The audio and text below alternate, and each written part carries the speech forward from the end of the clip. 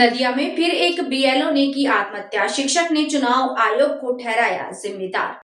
नदिया जिले में फिर एक बड़ी घटना सामने आई। कृष्णनगर में एक बीएलओ बूथ लेवल ऑफिसर ने आत्महत्या कर ली। मृतका का नाम रिंकू तरफदार, उम्र लगभग 51 वर्ष है। रिंकू तरफदार चापड़ा थाने के बांगा लजी इलाके में स्थित स्वामी विवेकानंद विद्या मंदिर में पार्श्व शिक्षिका पार्ट टाइम टीचर के रूप में कार्यरत थी। साथ ही उन्हें बीएलओ का अतिरिक्त दायित्व भी दिया गया था। शनिवार को कृष्णनगर के पष्टीतला इलाके में उनके घर से झूलता हुआ शव बरामद हुआ। सूत्रों के अनुसार घटनास्थल से एक सुसाइड नोट भी मिला।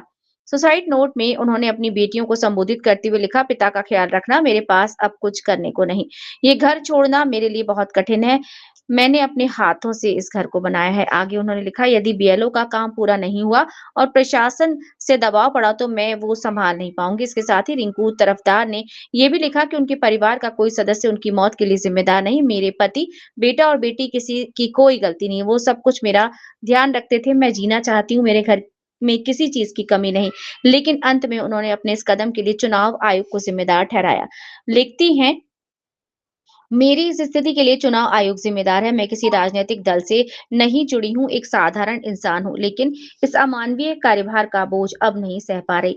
मैं एक पार्श्व शिक्षिका हूँ, मेहनत के मुकाबले वेतन बहुत कम मिलता है, फिर भी उन्होंने मुझे राहत नहीं दी। मृतका के परिजनों का कहना है कि रिंकू के तरफदार ऑनलाइन काम में निपुण नहीं थे, फिर भी उन्होंने बीएलओ की जिम्मेदारी दी।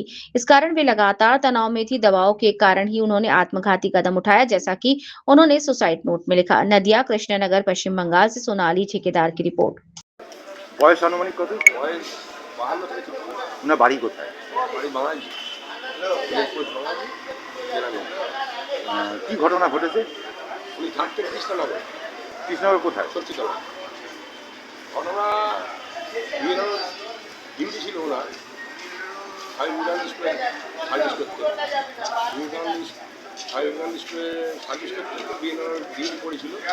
যতদূর সম্ভব জানি যে একটু চাপের মধ্যে ছিলেন উনি। কিসের চাপ? যতদূর সম্ভব বিএলওর চাপের মধ্যেই ছিলেন। এবং মানসিকভাবে উনি একটু ভেঙে পড়েছিলেন।